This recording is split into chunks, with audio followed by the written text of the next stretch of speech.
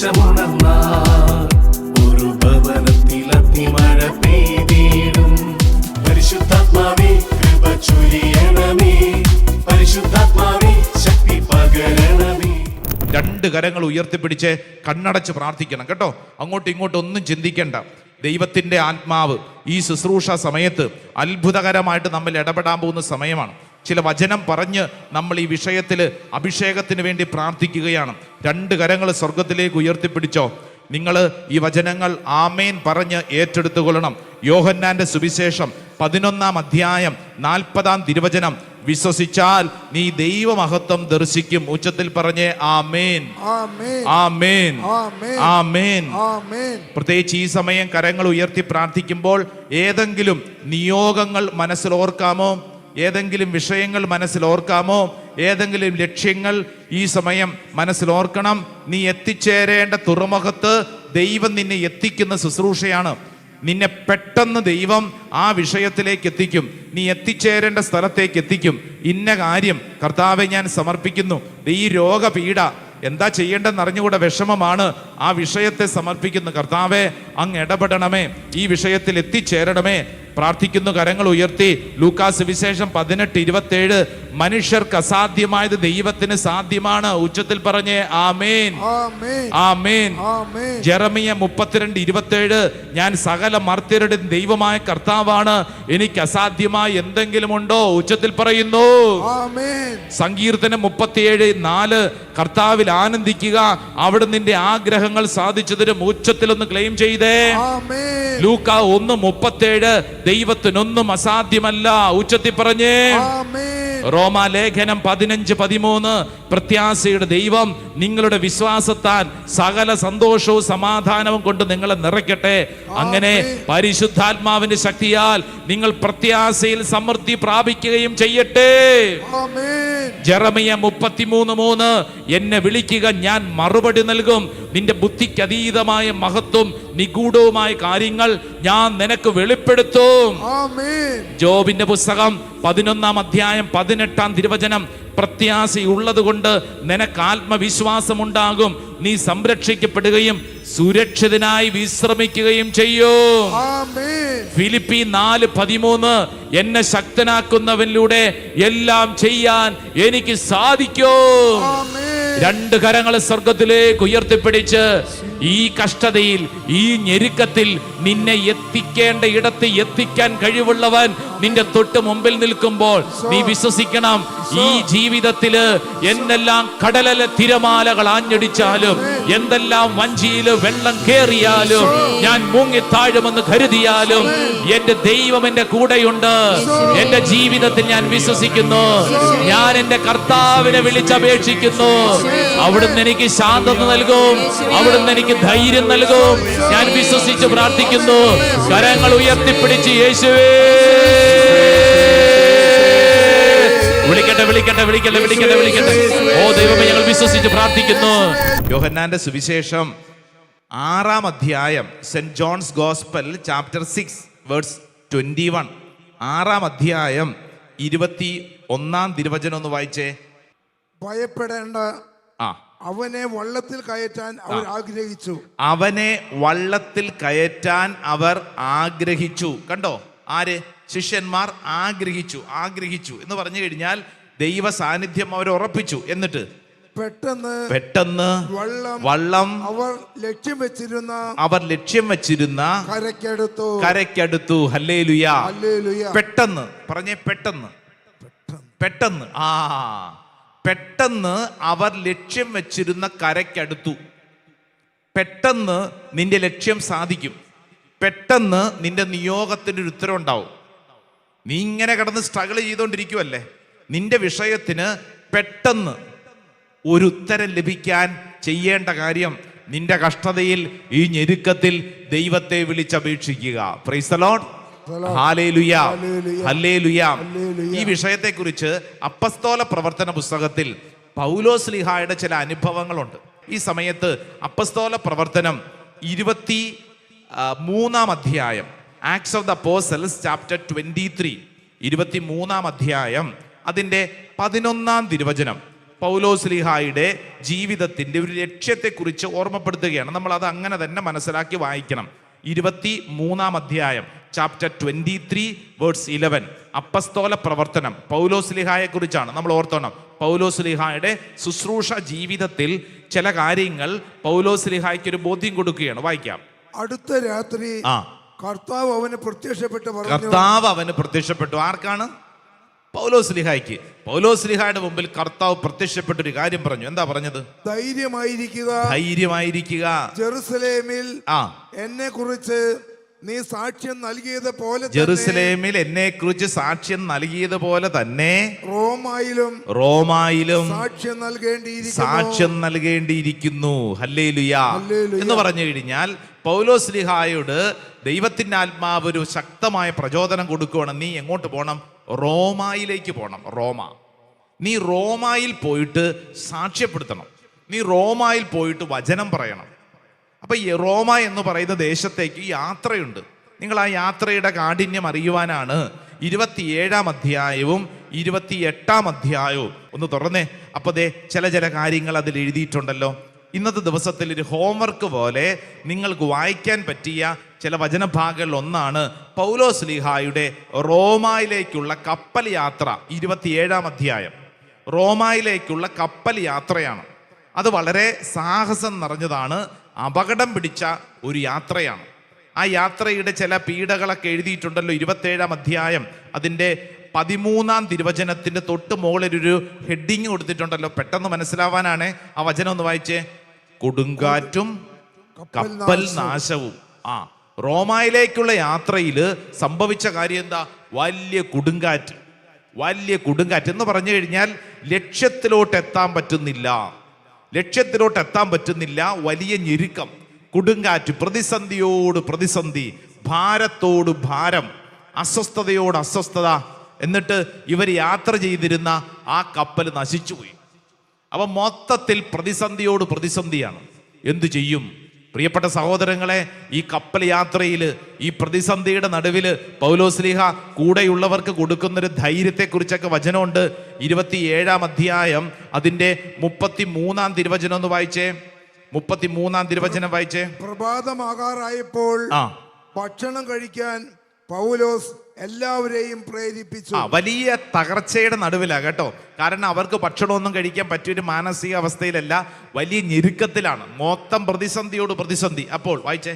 അവൻ പറഞ്ഞു നിങ്ങൾ ഉത്കണ്ഠാകുലരായി ഒന്നും ഭക്ഷിക്കാതെ കഴിയാൻ തുടങ്ങിയിട്ട് 14 ദിവസമായല്ലോ. കണ്ടോ? ഇങ്ങോട്ട് നോക്കിക്കേ. ഓരോരുത്തരും ശ്രദ്ധിക്കേണ്ട കാര്യം, ഇവിടെ ഇരിക്കുന്ന ചിലരുടെയൊക്കെ അവസ്ഥ അങ്ങനെയായിരിക്കും അല്ലേ? ഇന്നലെ ഒരു പ്രാർത്ഥിക്കാൻ വന്ന ഒരു കുടുംബനാഥയുടെ വിഷമം. ആ സഹോദരി കഴിഞ്ഞ 1.5 മാസമായിട്ട് ഉറക്കം കിട്ടുന്നില്ല. അതിന് ചില കാരണങ്ങളൊക്കെ ഉണ്ട്. അപ്പോൾ ഉറക്കം കിട്ടുന്നില്ല, 1.5 മാസമായി, നാളുകളായിട്ട് ഉറക്കം കിട്ടുന്നില്ല. ഇവിടെ ഇരിക്കുന്ന ചിലരുടെയൊക്കെ ജീവിതത്തിൽ ഉറക്കത്തെക്കുറിച്ച് മാത്രമൊന്നുമല്ല. നമ്മളൊക്കെ പിന്നെ ഭാഗ്യപ്പെട്ടവരാണ് അല്ലേ? ഇരുന്നാ മതി, അപ്പോൾ ഉറങ്ങിക്കോളും അല്ലേ? ചില പാവപ്പെട്ട മനുഷ്യർക്ക് ഉറക്കം കിട്ടുന്നില്ലെന്ന്. കാരണം അതുപോലെ അസ്വസ്ഥത അവരുടെ ഉള്ളിലുണ്ട്. ചില കുടുംബങ്ങളിൽ അനുഭവപ്പെടുന്ന ചില പീഡകൾ അത്രമേൽ ഭാരപ്പെട്ടതാണ്, അത്രമേൽ അസ്വസ്ഥത നിറഞ്ഞതാണ്. എന്തു ചെയ്യും? അപ്പൊ പൗലോസ്ലീഹ പറയാണ്, ഒന്നും ഭക്ഷിക്കാതെ നിങ്ങൾ കഴിയാൻ തുടങ്ങിയിട്ട് 14 ദിവസമായല്ലോ എന്ന് പറഞ്ഞാൽ അതിൻ്റെ കാഠിന്യം നമ്മുടെ മുമ്പിൽ ഈ വചനത്തിലൂടെ ഓർമ്മപ്പെടുത്തുകയാണ്. അത്രമേൽ അവരുടെ ജീവിതത്തിലെ ദുരിതം പിടിച്ച ജീവിതയാത്ര, അത്രമേൽ സങ്കടകരമായ കാര്യം. പൗലോസ്ലീഹായാണ് ഇടയ്ക്കിടയ്ക്ക് ഇവർക്കൊരു ബലം കൊടുത്തുകൊണ്ടിരിക്കുന്നത്. വായിച്ച ഒരു വചനം 27-ാം അധ്യായം അതിന്റെ 25-ാം തിരുവചനം വായിച്ചേ. 27-ന്റെ 25 Acts of the Apostles chapter 27 verse 25. വായിക്കാം.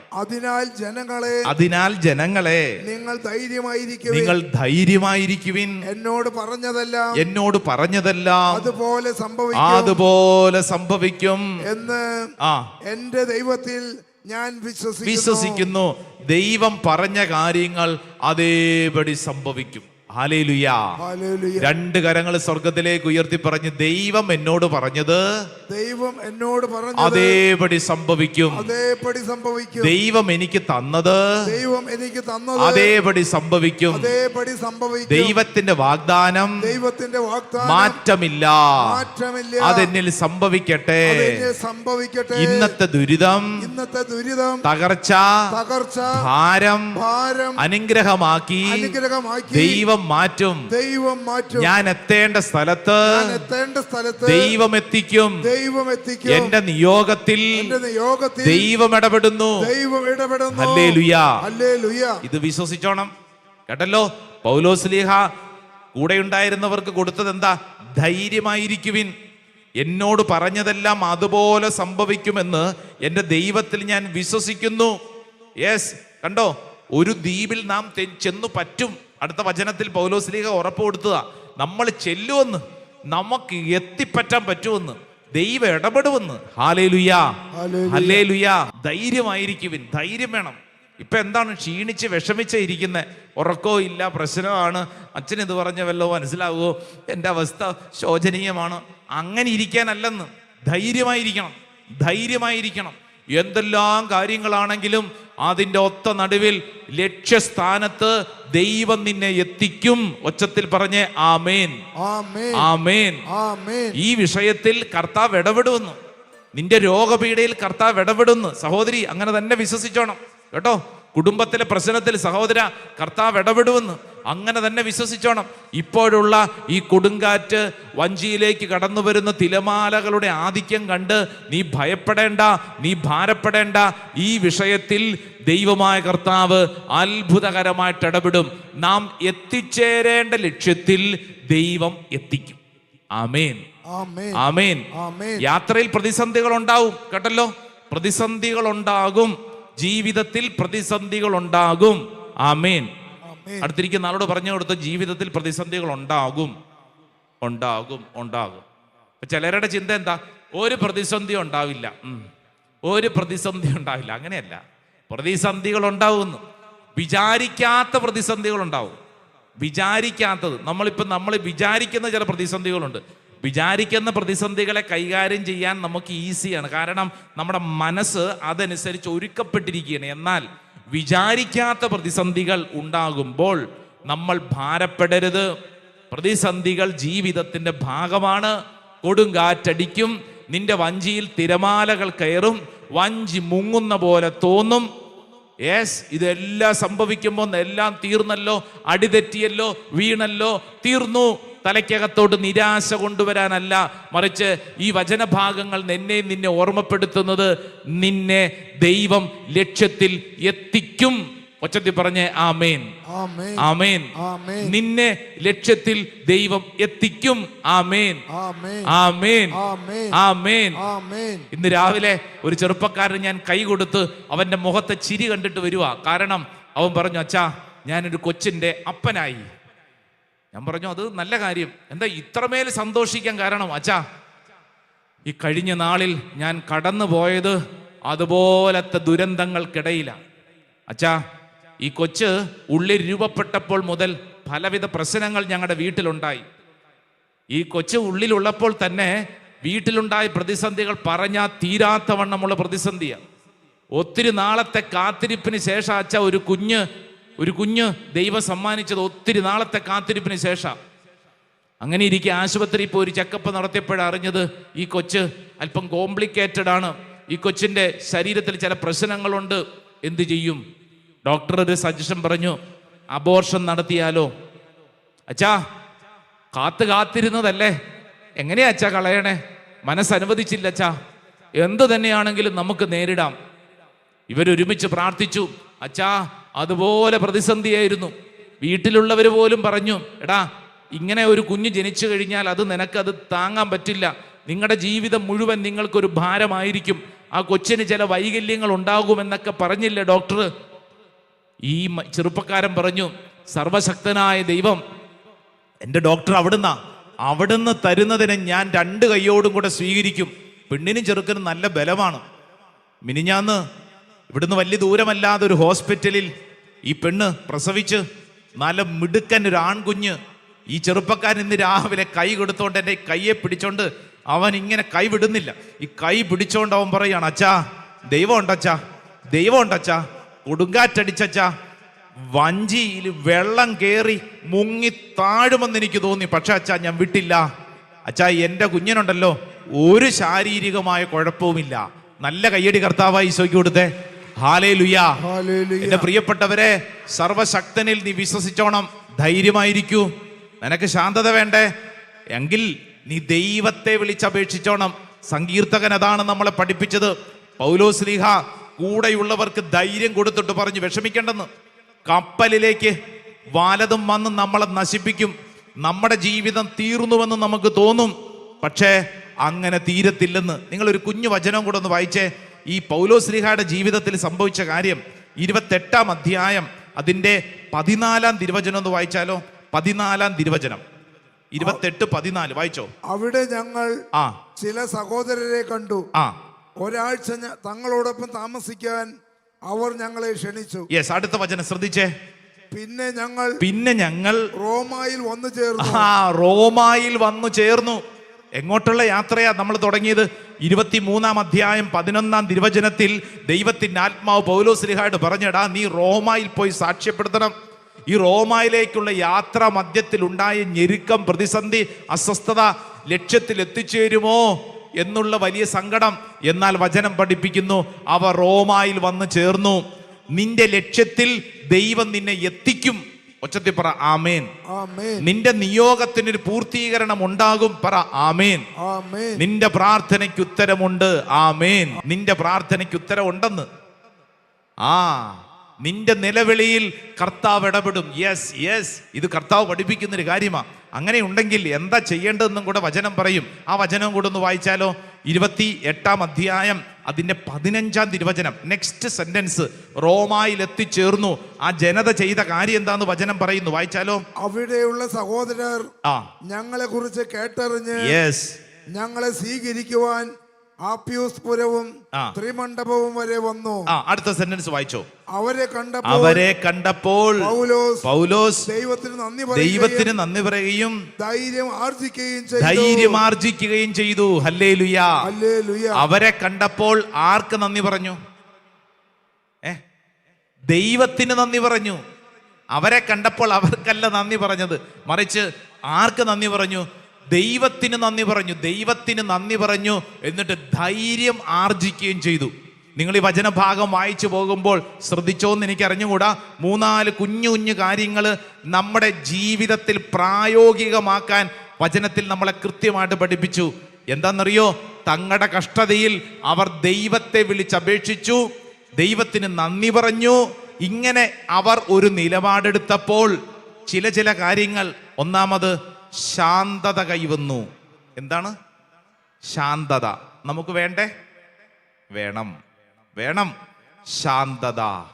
രണ്ടാമത്തെ കാര്യം ധൈര്യം. ധൈര്യം, ഒരു കാര്യത്തെ കൈകാര്യം ചെയ്യാനുള്ള ബലം. ധൈര്യം, ശാന്തതയും ധൈര്യവും, ഇത് രണ്ടും കൂടെ കിട്ടിക്കഴിഞ്ഞാൽ എന്താ മെച്ചെന്നറിയോ? നമ്മൾ എത്തിച്ചേരേണ്ട സ്ഥലത്ത് നമ്മൾ പെട്ടെന്ന് എത്തിച്ചേരും. നമ്മുടെ കാര്യത്തിന് ഒരു പൂർത്തീകരണം ഉണ്ടാവും. നിന്റെ വീട് പണി, സഹോദരി, വീട് പണി പൂർത്തിയാവുമെന്ന് വിഷമിക്കേണ്ടെന്ന് വിശ്വസിച്ചോ. കർത്താവ് അതിൽ ഇടപെടുമെന്ന്. എന്തു ചെയ്യണമെന്നറിയാതെ വിഷമിക്കേണ്ടെന്ന്. ഇതിനൊരു പൂർത്തീകരണം ഉണ്ടാകും. എത്തിച്ചേരേണ്ട ലക്ഷ്യത്തിൽ ദൈവം നിന്നെ എത്തിക്കും. ഹല്ലേലൂയാ, ഹല്ലേലൂയാ.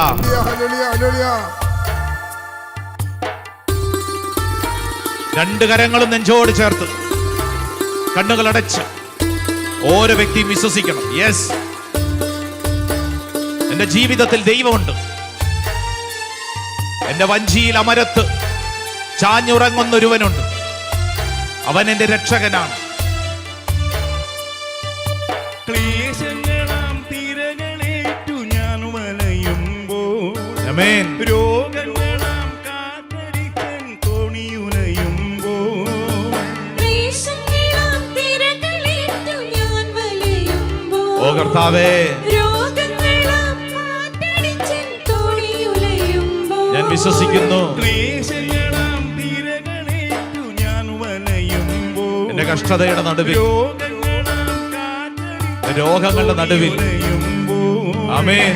ദേശങ്ങളാം തിരകളേറ്റു ഞാൻ വലയുമ്പോൾ, യേശുവേ രോഗങ്ങളാം കാറ്റടിച്ചെൻ തോണിയുലയുമ്പോൾ, എൻ വിളി കേട്ടിടും അരികിലണഞ്ഞിടും യേശുവേ എൻ വിളി കേട്ടിടും അരികിലണഞ്ഞിടും, കാറ്റിനെയും തിരകളെയും ശാന്തമാക്കിടും ആമേൻ. ജീവിത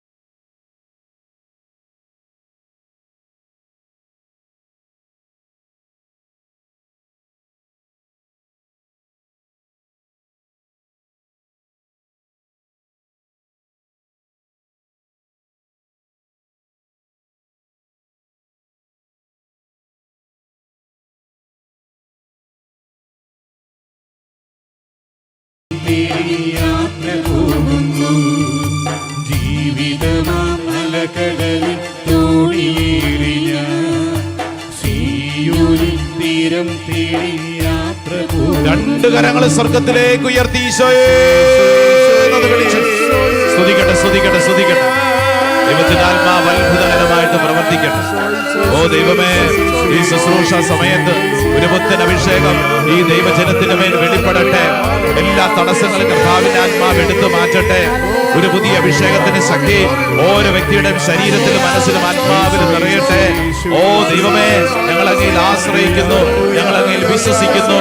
ദൈവമേ, അങ്ങാണ് ഞങ്ങളുടെ കൂടെയുള്ളവൻ, അങ്ങാണ് ഞങ്ങളുടെ ശക്തി കേന്ദ്രം. ഞങ്ങളെ വിശ്വസിച്ച് പ്രാർത്ഥിക്കുന്നു. Hallelujah, hallelujah, hallelujah. യേശുവേ, ആരാധന, ആരാധന, ആരാധന, ആരാധന, ആരാധന.